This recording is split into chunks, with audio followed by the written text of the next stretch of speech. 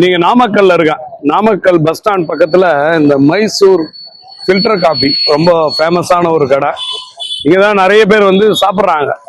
பொதுவா காபி சாப்பிட்டோம்னா ஒரு எனர்ஜி கிடைக்கும். ஒரு 3 மணி நேரம் 4 மணி நேரத்துக்கு காபியை சாப்பிட்டுட்டு சாப்பாடே சாப்பிடாத மக்கள்லாம் நிறைய பேர் உண்டு. இங்க மிச்சர் ரொம்ப ஃபேமஸ். ஒரு சின்ன பேக்கெட் கொடுப்பாங்க. அந்த மிச்சர் கூட வந்து இந்த காபிக்கு காம்பினேஷன் நல்லா இருக்கும். அதனால நான் வந்து கொஞ்சம் ஃபில்டர் காபி பிரியர்.